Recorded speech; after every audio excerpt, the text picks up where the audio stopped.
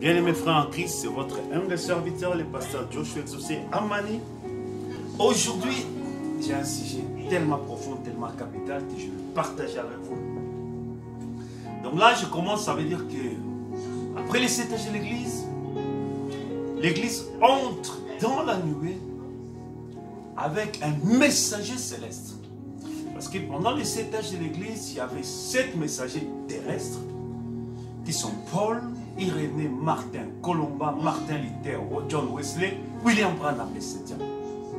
Mais à la fin du 7e âge de l'Église terrestre, avec les messagers terrestres, termine, les messagers terrestres terminent les messages. Alors l'Église est appelée à aller dans la nuit. Et c'est dans la nuit où il reçoit les messagers célestes qui est le Melchisedec. J'ai dit que Jésus-Christ était l'ombre et l'épouse. Et quelle épouse? L'épouse Pierre de Fête. Donc après la série des 7 souverains sacrificateurs, dans l'Ancien Testament, les souverains sacrificateurs qui étaient comme les sacrificateurs en chef, qui ordonnaient, qui coordonnaient, qui couronnaient la sacrificature, les sacerdoces. Ils étaient les chefs. C'est eux qui étaient les sacrificateurs en chef qui dirigeaient les autres sacrificateurs. Et ils avaient d'autres tâches spécifiques uniquement pour eux. Spécialement pour eux. Donc aucun sacrificateur ne pouvait pas le faire. Et pendant que les autres sacrificateurs faisaient chaque jour les sacrifices, couper les animaux, la tête des animaux, la pulsion des sangs et toutes ces choses-là, mais une fois par année, les souverains sacrificateurs étaient appelés à entrer dans les lieux très saints. Et cela était uniquement, cette séance était uniquement pour les souverains sacrificateurs. Donc voilà pourquoi je compare ici les souverains sacrificateurs de l'Ancien Testament avec les 7 messagers qui ont la même dimension des souverains sacrificateurs dans l'Ancien Testament, qui ont la même diapason que les prophètes dans l'Ancien Testament. C'est-à-dire les prophètes majeurs. Il y avait des prophètes mineurs qui apprenaient auprès des prophètes majeurs. Donc après la série des 7 souverains sacrificateurs, les 7 messagers, les 7e se place l'Église épouse. Dans l'âge de Melchisedec, dans l'âge de la pierre des fêtes. Parce que dans la pierre de fête, c'est le Melchisedec qui est le messager. Donc il y a un changement de dispensation. C'est pourquoi Christ, entrant dans le monde, là je suis dans Hébreux chapitre 10, verset 5, dit, tu n'as voulu ni sacrifice ni offrande, mais tu m'as formé un corps. Christ entrant dans le monde, il dit au Père, les sacrifices, les offrandes ne t'ont jamais plu. Voilà pourquoi tu m'as formé un corps. Et je viens dans ces corps pour rétablir l'alliance entre Dieu et les hommes. Pour restaurer la communion entre Dieu et les hommes. Pour restaurer l'amitié qui était entre Dieu et les hommes. Qui a été brisée par le péché d'Adam et Ève. Et le corps, c'est le corps du second Adam. Le second et le dernier Adam. Parce qu'après Jésus-Christ, il n'y a pas d'autre Adam. Après le second Adam, la Bible a dit clairement le dernier Adam. Personne ne peut ajouter un 3e Adam. Ça n'existe pas, c'est faux. C'est au-delà de la Bible. Et tout ce qui est au-delà de la Bible est satanique et diabolique et faux. Donc, à l'ouverture de cette soul, l'Église cesse d'être une Église terrestre avec le messager terrestre. Par contre, l'Église entre dans la nuée et devient une épouse royale. Parce qu'il s'est marié à l'époux. Parce qu'il s'est marié à l'époux qui est Jésus-Christ, qui est le roi. L'ouverture des sceaux, l'Église est appelée au mariage. Il est revêtu, il reçoit l'habillement des noces. Il reçoit la robe blanche. L'habillement pour la noce. La robe blanche, c'est la théophanie. Ce n'est pas un habillement sur terre.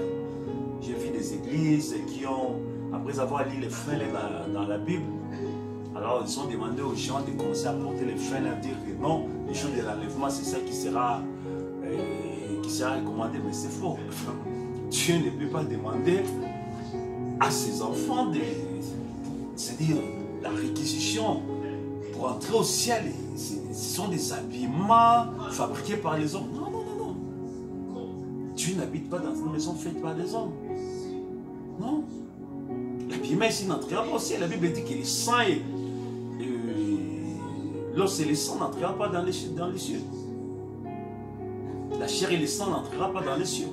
Ça veut dire le corps physique ici. Alors comment l'habillement physique ici peut aller au ciel? Non.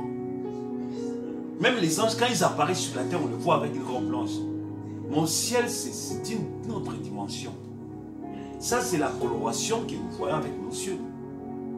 C'est-à-dire, ils prennent une coloration pour que nos yeux puissent voir. Mais en réalité, c'est plus que ça. Parce que les anges, ce sont des esprits, ce ne sont pas des hommes comme nous. Ils ne mangent pas. J'ai déjà parlé, si vous pouvez aller dans mes prédications, vous allez voir. J'ai déjà parlé, les anges ne mangent pas, ils ne respirent pas, ils ne se fatiguent pas, ils n'ont pas faim, ils ne sommeillent pas, ils ne dorment pas, ils ne se réveillent pas. Donc ils sont dans une autre dimension. Et nous, nous sommes dans une autre dimension, une dimension limitée, où on a des fatigues, on a des maladies. Mais eux, ils sont dans une dimension où il n'y a pas la fatigue. Même s'ils répètent les mêmes choses des milliards, des milliards, des milliards, des milliards, des trillions, des trillions, des trillions, des trillions de fois, depuis la création, depuis qu'ils ont été créés, ils ne se fatiguent jamais. Nous sommes dans une dimension où si tu fais quelque chose en répétition, continue, et tu arrives à te fatiguer, tu diras, mais non, c'est trop. Mais pas les anges.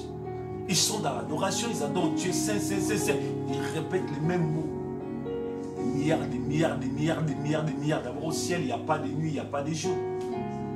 Il n'y a pas un laps de temps qui est chronométré. C'est l'éternité. Donc il n'y a pas le lendemain, il n'y a pas de hier. Alors ils sont là en train d'adorer sans qu'un jour qui puisse dire, oh, qu'un autre puisse demander à son frère, mais ça fait longtemps, je commence à avoir mal au dos. Non, au ciel, il n'y a pas de mal au dos. D'abord, ils n'ont pas un corps physique comme le nôtre. Ils ont notre corps spirituel, le corps de parole. Ils sont dans l'adoration, dans la présence de Dieu. Mais ici, nous avons été placés dans les temps. Ça veut dire que le corps ici est les temps. Ça veut dire qu'il y a un commencement et une fin. Le temps, c'est tout ce qui a un commencement et une fin. C'est tout ce qui est limité. C'est tout ce qui n'est pas éternel. C'est ça qu'on appelle les temps. Donc, à l'ouverture de cette sceaux, l'église cesse d'être une église terrestre avec des messagers terrestres. Parce que le 7e messager cesse, il termine son ministère. Alors, l'église entre dans la nuée et devient une épouse royale avec un messager céleste qui, le Melchisedec lui-même. Le Melchisedec, c'est la personne du Saint-Esprit. C'est le Saint-Esprit sous forme de la théophanie. Et ça, le Melchisedec. C'est lui qui n'a pas de commencement, pas de fin, qui n'a ni père ni mère. Il n'a pas de généalogie. Ça veut dire que c'est le corps théophanique de Dieu. Alors le message aujourd'hui, c'est la matière de Melchisedec. C'est la matière de la bière de fête. C'est la même chose dans un autre langage. C'est la matière de l'épouse. Parole de Jésus-Christ, qui est le Saint-Esprit de Dieu. Jésus a dit, j'irai, mais je vous enverrai un consolateur. Le consolateur, c'est Jésus-Christ lui-même, sous la forme du Saint-Esprit. Le Saint-Esprit n'est pas une autre personne. Le Saint-Esprit, c'est la personne de Jésus-Christ, mais dans la forme spirituelle.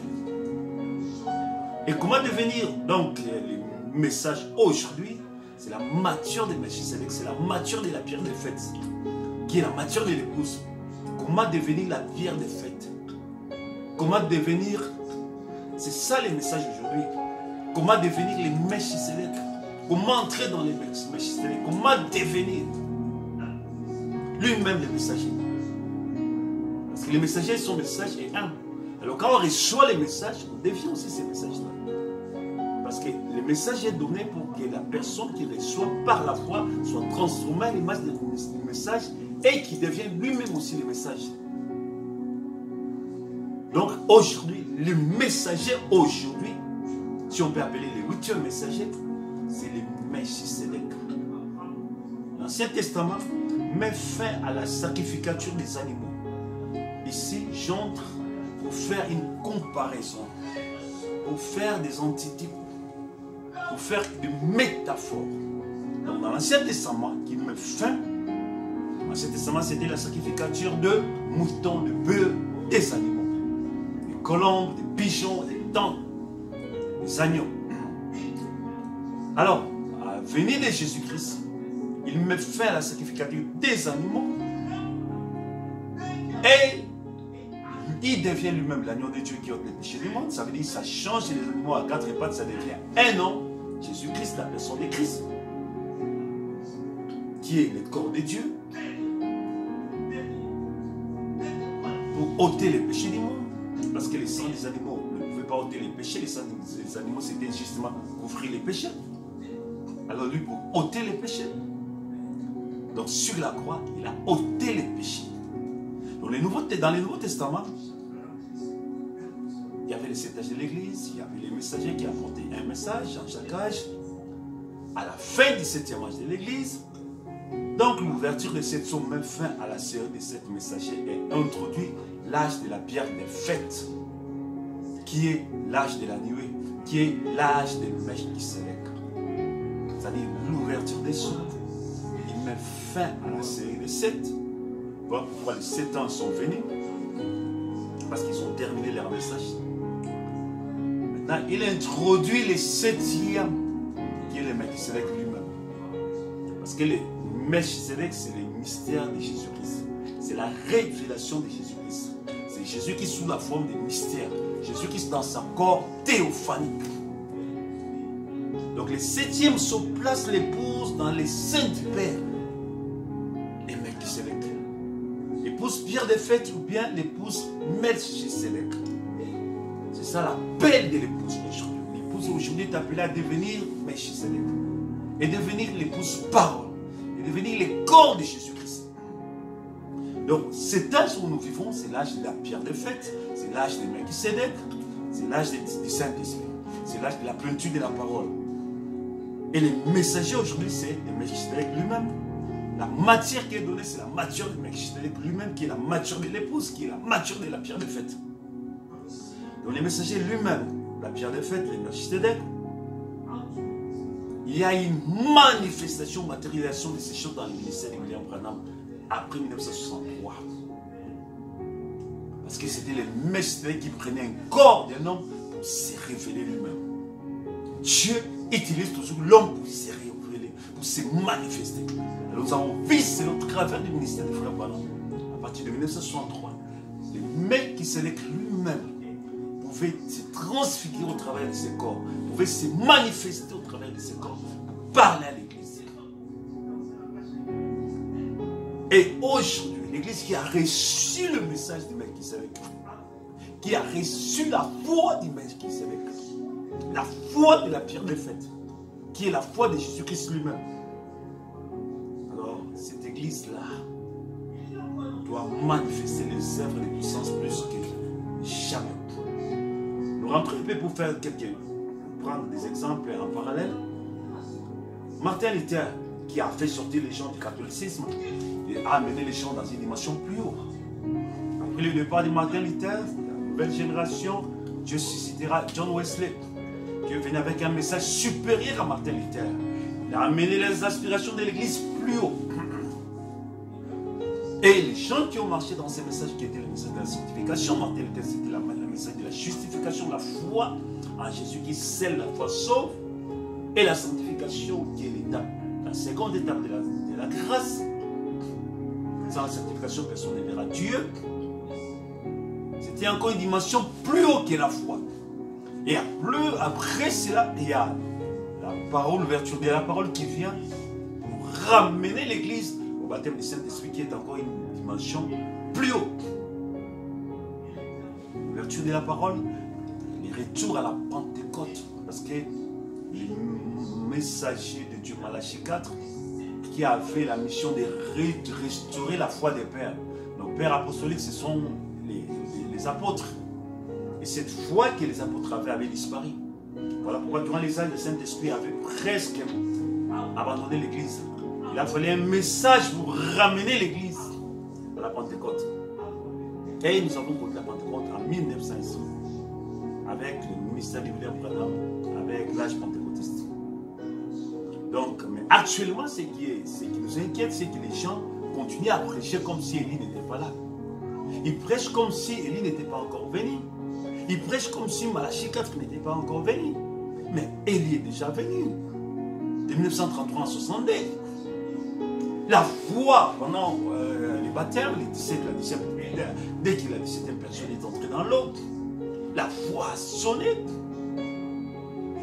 Voici, comme j'ai envoyé Jean-Baptiste pour ma première venue, je t'envoie avec ces messages, parler à William Branham, pour,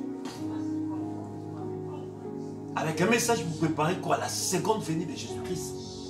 Ça, c'était Élie, c'est Malachie 4. Donc, en ce sens, il termine ce ministère-là d'Élie, qui était de ramener la foi apostolique, restaurer la parole. Alors, aussitôt qu'il termine ça, maintenant l'Église entre dans l'âge de Melchisédek, qui est l'âge de la pierre de fête. De la même façon, Jean-Baptiste dans l'eau, la foi avait dit, voici mon fils bien-aimé. C'est lui sur qui tu verras la nuée, la colombe descendre. C'est lui. C'était Jean-Baptiste dans l'eau. C'est ce qui s'est passé en 1933. Et de la même façon, en 1963, la nuée qui s'est manifestée où il y avait Élie, Jésus-Christ et Moïse. Et la voix avait dit comme, voici mon fils bien-aimé à qui j'ai mis toute mon affection. Écoutez-le. Après, ajouter quelque chose de plus, écoutez-le. Là, c'est la nuée